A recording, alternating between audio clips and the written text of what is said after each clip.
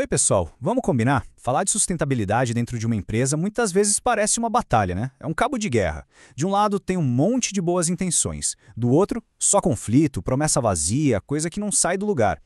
E se eu dissesse que existe uma ferramenta para colocar ordem nessa bagunça? Bom, é exatamente sobre isso que a gente vai conversar agora. Olha só esse contraste. De um lado, a gente tem o jeito antigo de fazer as coisas, é o caos. Opiniões que batem de frente, promessas que se perdem no ar e soluções que só apagam o incêndio do momento. Agora, do outro lado, a gente vê o jeito MESC. Aqui, a história é outra. Critérios que todo mundo conhece, escolhas registradas e um foco no valor que vai durar. O segredo para essa virada de chave é ter um ponto de partida em comum. E é aqui que a gente chega no coração do problema. Pensa só. Imagina que a gente está tentando montar um móvel, só que cada pessoa no grupo tem uma régua diferente. Uma mede em centímetros, outra em polegadas, uma terceira está usando o palmo da mão. Qual a chance disso dar certo? Nenhuma, né? Vira um caos. É exatamente isso que acontece nas empresas quando não existe um critério único para tomar decisão. O resultado? Projeto que não anda, promessa que vira poeira. Então, a solução para esse caos tem nome. É o MESC, que significa Mediação ESG. Basicamente, é a arte de criar aquela régua única que estava faltando.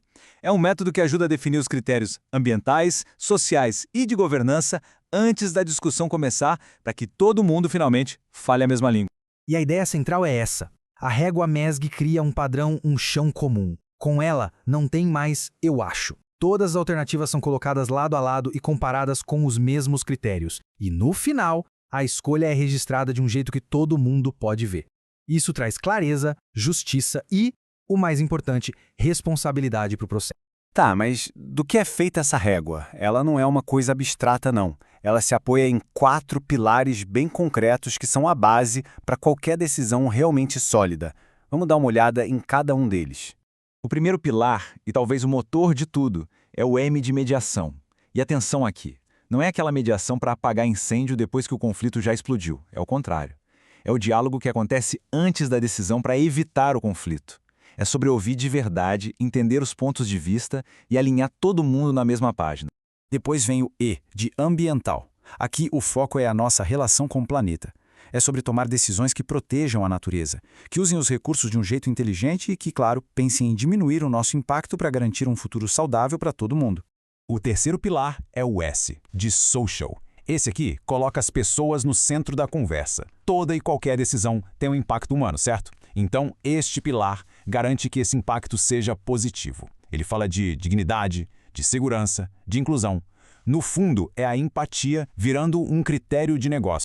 E para fechar, temos o G de governança. Pensa nesse pilar como a espinha dorsal de tudo. É ele que garante a organização e a confiança. Governança é ter regras do jogo claras, é saber quem é responsável pelo quê e, fundamentalmente, é documentar as decisões, para que elas não se percam. É o que transforma a boa intenção em prática de verdade. Beleza, tudo isso soa muito bem na teoria, né? Mas a grande força do MESC é que ele é super prático. Então, vamos ver agora como esses 4 pilares viram uma ferramenta, um passo a passo que qualquer equipe pode começar a usar amanhã.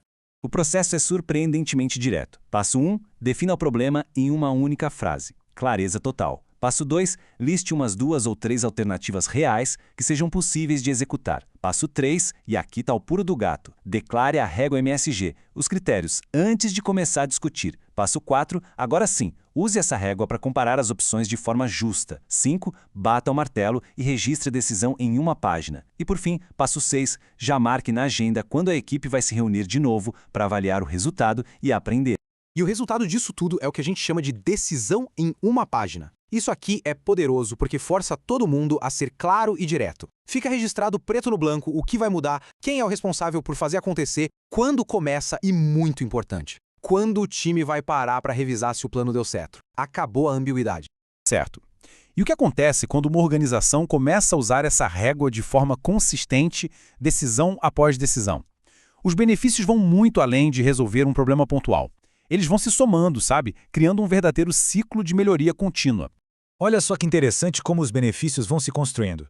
No curto prazo, o ganho é imediato. As decisões ficam mais claras, os conflitos diminuem, a comunicação flui melhor.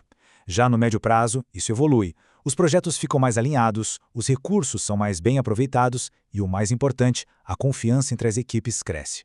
E a longo prazo? Bom, aí a gente colhe os frutos de tudo isso, ecossistemas em equilíbrio, uma reputação sólida no mercado e, finalmente, resultados que são sustentáveis de verdade. Para ficar mais concreto, vamos pensar num conceito como a economia circular. É uma ideia incrível, mas que na prática, às vezes é bem difícil de implementar. O MESG funciona como sistema operacional para rodar essas grandes ideias. Ele pega a intenção de reduzir, reutilizar e reciclar e transforma num processo com critérios, com responsáveis e com resultados que dá para medir. Então, no final das contas, o que o MESC propõe é uma virada de chave na nossa cabeça. Sustentabilidade deixa de ser um documento bonito ou uma meta para daqui a 10 anos. Ela se torna um hábito, a prática diária, constante, de tomar decisões bem feitas, uma de cada vez. E para a gente fechar, fica aqui uma provocação para a gente pensar. Se cada decisão tomada hoje na nossa equipe ou na nossa empresa tivesse que ser pensada pelo impacto que ela vai ter lá em 2050, o que seria diferente? Qual seria a primeira coisa que a gente mudaria começando agora? A resposta para essa pergunta, talvez, mostre exatamente por onde a gente deve começar.